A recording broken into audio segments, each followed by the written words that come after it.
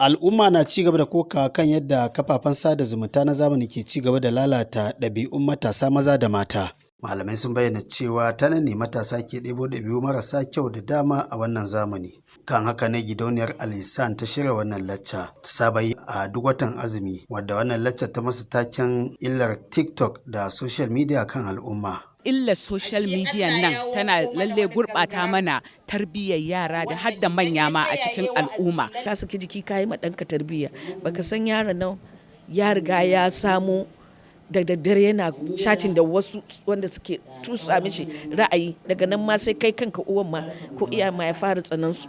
Wannan social media din da ake amfani da ita yawanci ƴaƴayenmu suna samun dama ta hanyar yada alfasha da fasadi a ciki. Ai amfani da social media ta hanyar da musulunci, da hanyar ta dace da musulunci, kuma ai amfani da ita ta hanyar da za ta amfanar da al'umma a duniyar su da lahirar su. Sai dai an bayyana cewa kamar yadda kafafen yada zumunta ke da illa, haka ma suna da amfani ta wajen yada abubuwan kwarai.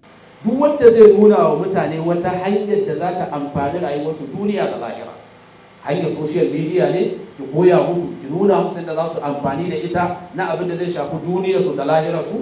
Matsala ce kana lahu min al-ajri mithla ujuri man tabi'ahu, ya zama yana da lada kwatankwacin wanda ya yi masa ne biyayya. An yi amanna cewa matukar iyaye suka saki ragamar tarbiyyar 'ya'yansu a hannun kafafen sada zumunta, hakan cin amana ne babba, kuma zai taimaka sosai wajen gurɓata tarbiyyarsu. Ƙarshen rahoton kenan.